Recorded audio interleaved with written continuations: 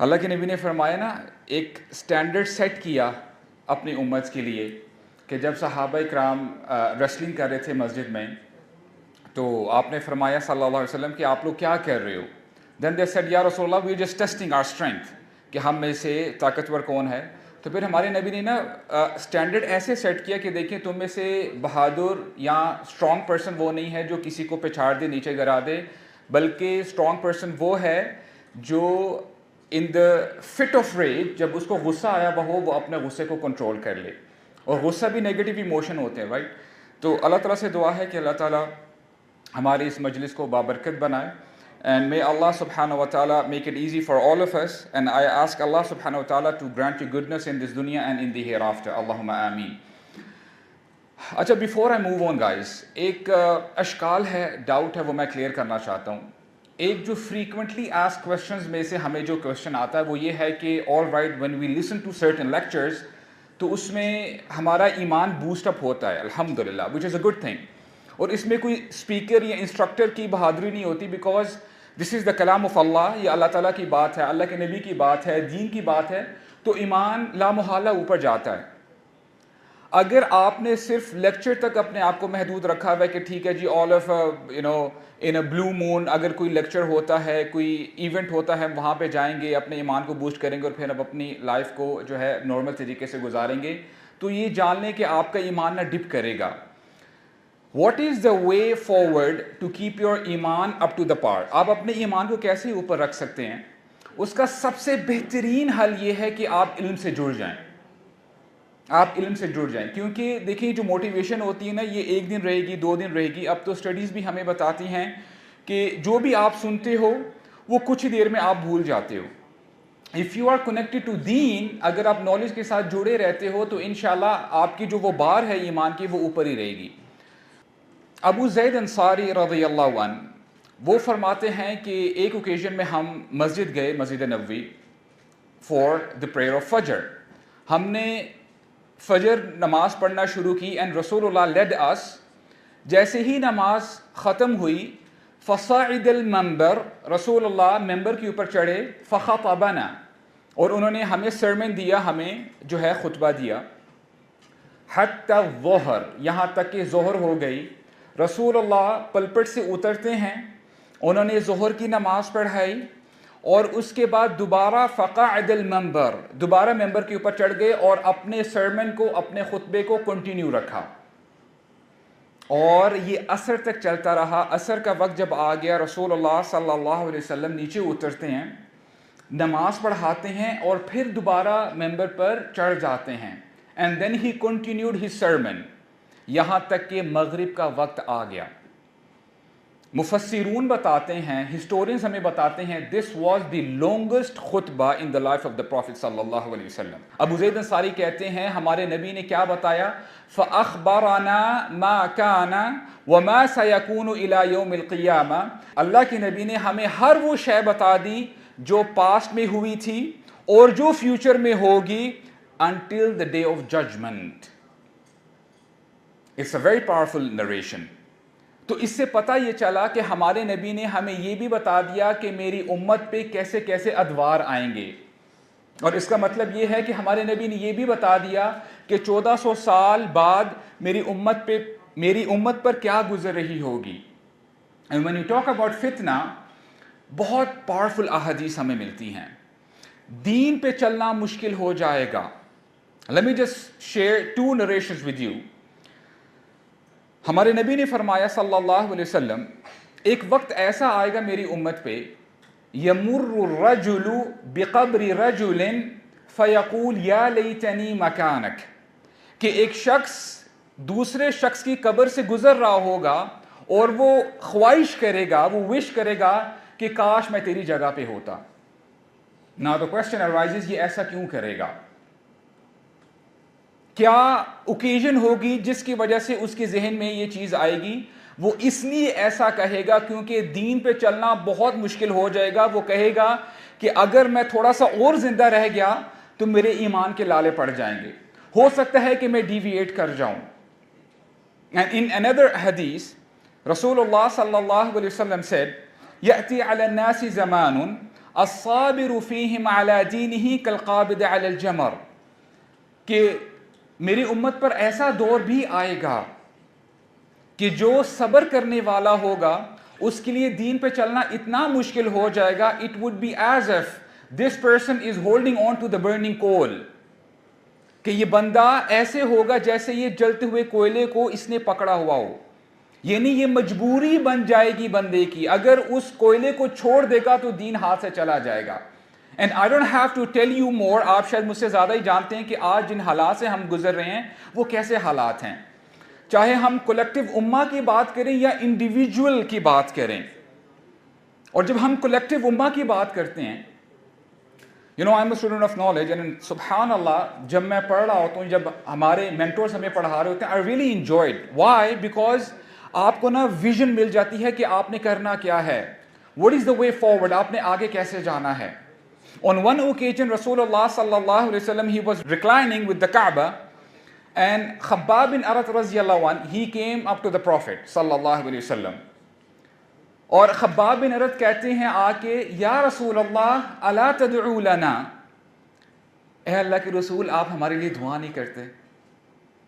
یا رسول اللہ الا تستنصر لنا, اے اللہ کے نبی آپ ہمارے لیے مدد طلب نہیں کرتے. By Allah, I want you to focus on his words. دیکھیں ایک تو یہ بات ہوتی ہے نا, خباب بن ارت آتے کہتے هل سيأتي نصر یا رسول اللہ, کہ اے اللہ کے رسول کیا مدد آئے گی, مدد کب آئے گی. ٹون میں آپ ڈیفرنس چیک کریں, الا تدعو لنا, کہ آپ ہمارے لیے دعا نہیں کرتے. اس کا مطلب یہ ہے کہ خباب بن ارت یہ بتانا چاہ رہے ہیں, یا رسول اللہ I've had enough, it's too much for me now. اور خباب بن ارت کے پاس پورا رائٹ تھا وہ یہ بات کرتے, کیونکہ ان کے جو ماسٹر تھے انہوں نے ان کو کہا تھا کہ اگر خباب تو یہ دین نہیں چھوڑتا تو یہ جلتے ہوئے کوئلے پہ تجھے لیٹنا پڑے گا. تو خباب بن ارت نے دین گیو اپ نہیں کیا, بلکہ انہوں نے جو ہے یہ پسند کیا کہ میں کوئلوں پر لیٹ جاؤں. اور خود بتاتے ہیں کہ ان کوئلوں کو ٹھنڈا صرف میری چربی نے کیا, میرے جو بیک پہ جو میرا فلیش ہے اس نے کیا. تو ہمارے نبی نے نا 2 اسٹریٹجیز بتائی, 2 اسٹریٹجیز بتائی, اور میں سمجھتا ہوں کہ آج ہمیں بہت زیادہ ضرورت ہے کہ ہم بھی ان اسٹریٹجی سے انسپائریشن لیں. اگر آج آپ مجھ سے پوچھیں کہ سب سے زیادہ کیا چیز درکار ہے, تو آئی وڈ سے کہ we have to be steadfast, کہ ہمیں استقامت کے ساتھ آگے چلنا چاہیے, ہمیں ڈٹ جانا چاہیے. اور وہ کیا 2 اسٹریٹجیز ہیں, ہمارے نبی نے ان کو ماضی کے بارے میں بتایا, پاسٹ کے بارے میں بتایا. اینڈ برادرز اینڈ سسٹرز, واللہ I am telling you it's very powerful. جب آپ قرآن مجید پڑھتے ہو نا, مینی اے ٹائمز ہم بہت جلدی آگے سے گزر جاتے ہیں. Why is it that Allah subhanahu wa ta'ala again and again remind us of the prophets? یعنی ہمیں نوح علیہ السلام کے بارے میں بتایا جاتا ہے, قوم عاد ہے, سمود ہے, فرعون وغیرہ وغیرہ. سب سے پہلے اللہ تعالیٰ نے انسپائر کیا اپنے نبی کو صلی اللہ علیہ وسلم, ان کو پچھلی امتوں کے بارے میں بتایا, پچھلے انبیاء کے بارے میں بتایا, because it was very tough for the prophet as well صلی اللہ علیہ وسلم. Can you even imagine one man against the whole nation? اور perhaps against the whole world. ہمارے نبی کو یہ بتایا گیا کہ اے نبی you're not the only one. نوح علیہ السلام کی طرف دیکھیں, انہوں نے 950 سال رات دن صبح شام دین کی دعوت دی, and only handful of people accepted Islam. اور اللہ کے نبی کو یہ بتایا گیا وَكُلًّا نَقُصُّ عَلَيْكَ مِنْ أَنْبَاءِ الرُّسُلِ مَا نُثَبِّتُ بِهِ فُؤَادَكَ. اے نبی ہم جو آپ کو یہ بار بار انبیاء کی سٹوری سناتے ہیں, there is a purpose behind it. اور اس کی وجہ کیا ہے, تاکہ ہم آپ کے دل کو سٹرونگ بنا دیں, تاکہ آپ ڈٹ جائیں. تو ہمارے نبی نے انسپائریشن لی کہ نہ لی ان انبیاء سے جو پہلے گزر چکے ہیں. So point number 1, brothers and sisters, is very important for all of us کہ ہم اپنی ہسٹری کو سمجھیں. جو پہلے مسلمان گزر چکے ہیں ان کو ہم سمجھنے کی کوشش کریں. خباب بن ارت کو بتایا کہ تم سے پہلے جو لوگ آئے تھے ان کو زمین میں گاڑا گیا, اور ان کو لاسٹ وارننگ دی گئی کہ اپنا دین چھوڑتے ہو کہ نہیں, اگر نہیں چھوڑو گے تو تمہیں ٹکڑے ٹکڑے کر دیا جائے گا. اور انہوں نے اپنا دین گیو اپ نہیں کیا, جس کی وجہ سے they were cut into 2 halves, ان کو 2 ٹکڑوں میں کر دیا جاتا.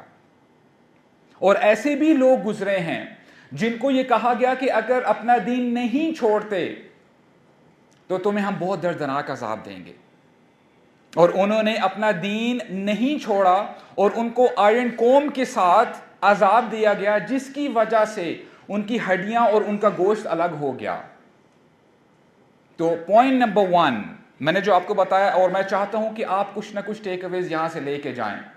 For us to be steadfast، number 1 avenue is کہ ہم لوگ اپنی ہسٹری کو پہچانیں کہ ہم سے پہلے لوگوں کے ساتھ کیا ہوا ہے، اور دوسری جو اسٹریٹجی ہے جو رسول اللہ صلی اللہ علیہ وسلم نے اختیار کی، بشارت دی فیوچر کے بارے میں۔ فرمایا کہ ایک وقت آئے گا کہ ایک ٹریولر صنعاء سے نکلے گا، which is a city of Yemen، صنعاء سے نکلے گا حضر موت تک، اور اس کو اللہ کے علاوہ کسی شخص کا ڈر نہیں ہوگا، خوف نہیں ہوگا۔ اور ہمیں پتہ ہے بیک ان عربین پیننسولا سفر کرنا بڑا مشکل ہوتا تھا، چور آتے تھے، قتل کر کے سامان لے کے چلے جاتے تھے، اٹ واز ویری ٹف۔ تو ایک وقت آئے گا کہ ایک ٹریولر بڑی آسانی سے ٹریول کر رہا ہوگا اور اس کو اللہ کے علاوہ کسی کا ڈر نہیں ہوگا۔ تو ابھی تک جو ہم نے بات کی ہے وہ یہ کہ you have to know your history, اس سے آپ انسپائریشن لیں، اور یہ اسٹیڈفاسٹنس کے لیے بہت ہی زیادہ کارآمد ہے، اور فیوچر کو جو ہے آپ سمجھنے کی کوشش کریں۔ وہ احادیث پڑھیں جہاں پہ اللہ کے نبی نے بشارتیں دی ہیں۔ And quickly let me just tell you, ہمارے نبی نے ایک اور اوتھینٹک نریشن میں اس امت کے لیے 5 فیزز بتائے ہیں، اور اللہ کے لیے ہم غور کریں اور ہمیں یقین آ جائے اس حدیث پہ۔ اللہ کے نبی نے فرمایا کہ سب سے پہلے جو دور میری امت پہ آئے گا وہ نبوت کا دور ہوگا، اور وہ رسول اللہ کا دور تھا صلی اللہ علیہ وسلم، اور اس کے بعد خلافت آئے گی، خلافت راشدہ، اور ہمیں پتہ ہے جو 4 خلفاء آئے تھے، اور اس کے بعد جو 3rd فیز ہوگا وہ ملکن عاضن ہوگا، which is the biting kingship، کہ لوگ یعنی مسلمان ہی ہوں گے لیکن وہ بادشاہت میں آگے بڑھنے کی کوشش کریں گے، ظلم کریں گے۔ اور 4th فیز ہے ملکن جبرین، وہ بھی کنگشپ ہی ہوگی، لیکن یہ بادشاہ ہوں گے یہ جبر کریں گے، اپنی سیٹس کو، اپنی پوزیشن کو چھوڑنا نہیں چاہیں گے۔ And the 5th phase would be ثم تكون خلافة على منهاج النبوة، جو 5th فیز ہوگا اس میں دوبارہ خلافت آئے گی on my pattern، اللہ کے نبی کے منہج پر، اور اس کے بعد رسول اللہ نے خاموشی اختیار کر لی۔ اور علماء فرماتے ہیں we are in the transitioning phase from 4th phase to 5th phase، ہم لوگ اس خلافت کی طرف جا رہے ہیں انشاءاللہ۔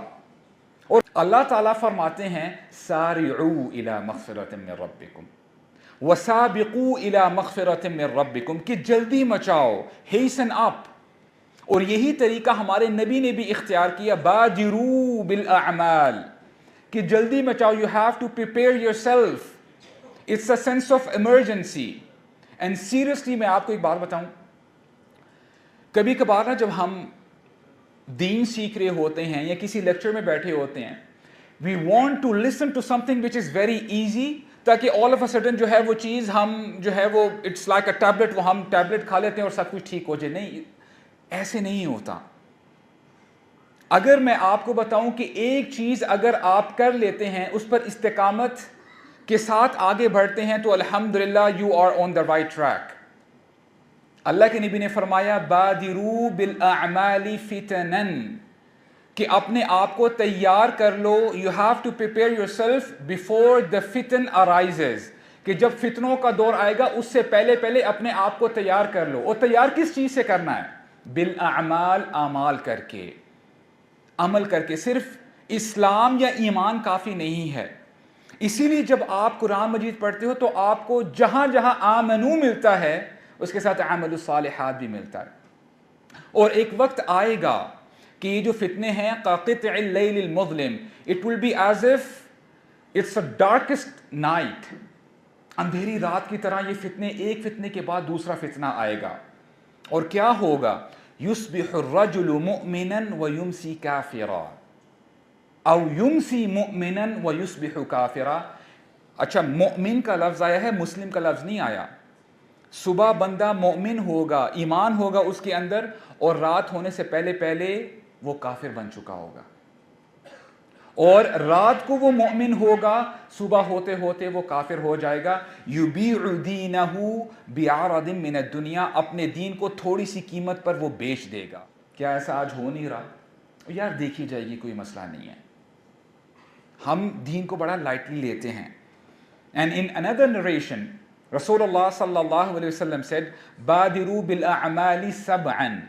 You have to prepare yourself before 7 things. Hal tantaziruna, کیا تم انتظار کر رہے ہو؟ فقراً منسیاً، ایسے فقر کا تم انتظار کر رہے ہو، ایسی غربت کا انتظار کر رہے ہو جو تمہیں بھلا دے. کئی لوگ ایسے ہوتے ہیں کہ غربت کے مارے ہوئے ہوتے ہیں، صبح سے لے کر شام تک کام کر رہے ہوتے ہیں. وہ ایک جاب نہیں کرتے، 2 to 3 جابس چل رہی ہوتی ہیں. ان کو ٹائم ہی نہیں ملتا قرآن مجید پڑھنے کا، ان کو شاید ٹائم ہی نہیں ملتا کہ وہ نماز پڑھ لیں. تو اللہ کے نبی نے وارن کیا ہے، کیا تم ایسی غربت کا انتظار کر رہے ہو جو تمہیں بھلا دے، اللہ کی ذکر سے بھلا دے؟ او غنى مطغيا which is more scarier، یا تم ایسی امیری کا انتظار کر رہے ہو جس سے تم طغیانی کی طرف چلے جاؤ. پہلے تو نارمل زندگی گزر رہی تھی، اب کیا ہے، اب 4 5 کمپنیز ہیں، بندہ صحیح طریقے سے کھا نہیں پا رہا، کھڑا کھڑا ہوتے کھاتا ہے، سنیکس لے لیتا ہے، اپنی فیملی کے لیے ٹائم نہیں نکال پاتا. او مرضا مفسدا، یا تم ایسی بیماری کا انتظار کر رہے ہو جس سے تمہارا دین پہ چلنا مشکل ہو جائے، عبادات اور اعمال کرنا مشکل ہو جائے. واللہ I know some people، ایسے بزرگوں کو میں جانتا ہوں، they cry, they weep، کہتے ہیں ہم اللہ تعالیٰ کو سجدہ کرنا چاہتے ہیں بٹ ہماری جو صحت ہے وہ اجازت نہیں دیتی. they want to stand up، وہ قیام کرنا چاہتے ہیں، وہ قیام اللیل پڑھنا چاہتے ہیں کھڑے ہو کے، لیکن ٹانگیں جواب دے چکی ہیں. تو اللہ کے نبی نے وارن کیا، اس سے پہلے پلٹ آؤ، اعمال کر لو، اپنے اعمال بہتر کر لو. او حرما مفندا، یا تم ایسی ایج کا انتظار کر رہے ہو جس سے تمہاری سینسز ٹون ڈاؤن ہو جائیں. ایک عمر ایسی بھی آتی ہے جب بندہ ایک پرٹیکولر عمر کو پہنچ جاتا ہے، وہ چڑچڑا ہو جاتا ہے اور ایک ہی بات بار بار ریپیٹ کرتا ہے، حالانکہ اس کو پتہ نہیں چل رہا ہوتا. وہ کمزوری کی طرف جاتا ہے، ہیلتھ میں ڈپ آتا ہے. اور پھر اللہ کے نبی نے فرمایا او موتن مجہزن، یا تم پھر موت کا انتظار کر رہے ہو. اور مجہزن کا مطلب کیا ہے کہ وہ تم پر جھپٹنے والی ہے، اس نے تو آنا ہی آنا ہے.